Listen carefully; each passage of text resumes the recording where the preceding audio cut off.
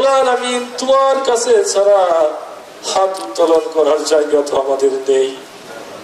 রব্বুল আলামিন তোমার সাগরের তুলনায় আমাদের হাত যদি ক্ষুদ্র রব্বুল আলামিন, তোমার এই বিশাল সৃষ্টি জগতের আকাশের তুলনায় আমাদের হাত অতি ক্ষুদ্র রব্বুল আলামিন। তোমার পাহাড়ের তুলনায় আমাদের হাত যদি ক্ষুদ্র, তোমার জমিনের তুলনায় আমার হাত যদি ক্ষুদ্র রব্বুল আলামিন, আমরা বান্দা হিসেবে অতি নগণ্য আল্লাহ তোমার সৃষ্টি। রব্বুল আলামিন তোমার শাহী দরবারে অসংখ্য ফুল নিয়ে, অসংখ্য পাহাড় নিয়ে তোমার দরবারে হাত উত্তোলন করেছি। আমাদের হাতকে তুমি খালি হাতে ফেরত দিও না রব্বুল আলামিন। আমাদের সকলের তামাম জীবনের সমস্ত গুনাহ আল্লাহ তুমি মাফ করে দাও।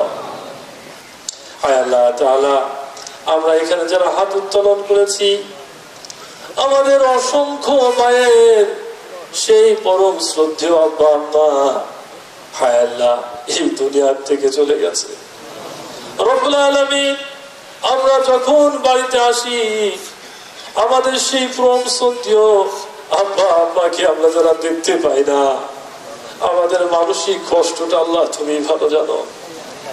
রব্বুল আলামিন, সেই বটবৃক্ষ ছায়া আমাদের অনেকের আমাদের মাথার উপর থেকে উঠে গেছে। রব্বুল আলামিন, আল্লাহ এই বাবা মার অভাব পূরণ করার মতো আল্লাহ কোন নিয়ামত এই পৃথিবীতে আর নেই।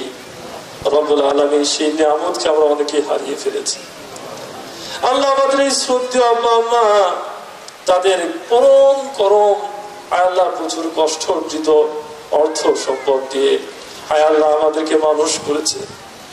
রব্বুল আলামিন, আমাদের মানুষ করার জন্য তারা তোমার সত্যিকারের ইবাদত সঠিকভাবে করতে পারে নাই।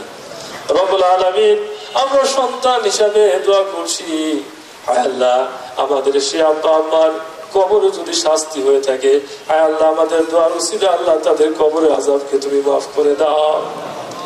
রব্বুল আলামিন, তাদের কবরকে তুমি জান্নাতের টুকরা বানায়া দাও।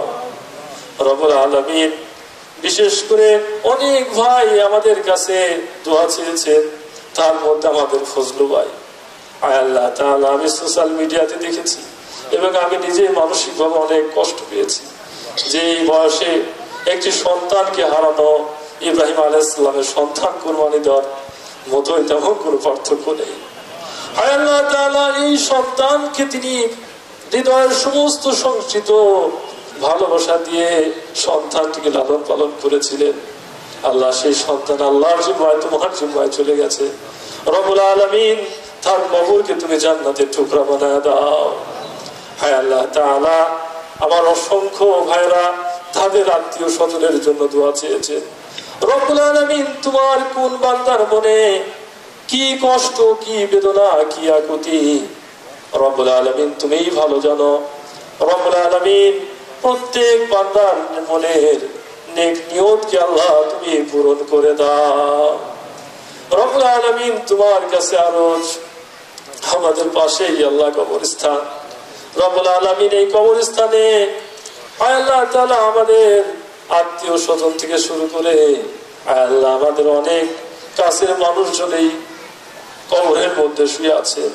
আমরা জানি না কার কবরের কি অবস্থা। রব্বুল আলামিন, কারো কবরে যদি শাস্তি হয়ে থাকে, আয় আল্লাহ তাআলা আমাদের এখানে অসংখ্য তোমার আল্লাহর গোলাম হাত তুলেছে। তোমার যে গোলামের হাতটি পছন্দ হয়, তার উসিলে আল্লাহ তাদের কবরের আযাবকে তুমি মাফ করে দাও। রব্বুল আলামিন, तमाम পৃথিবীর মাটির নিচে যত মুমিন মুমিনাত শুয়ে আছে, সকলের কবরের আযাবকে তুমি আল্লাহ মাফ করে দাও। বিশেষ করে আমরা যে দোয়া দুরূদ পড়েছি, এর যতটুকু সওয়াব হয় বিশ্বনবী মুহাম্মদুর রাসূলুল্লাহ সাল্লাল্লাহু আলাইহি ওয়াসাল্লামের রূহ মুবারকে পৌঁছে দাও।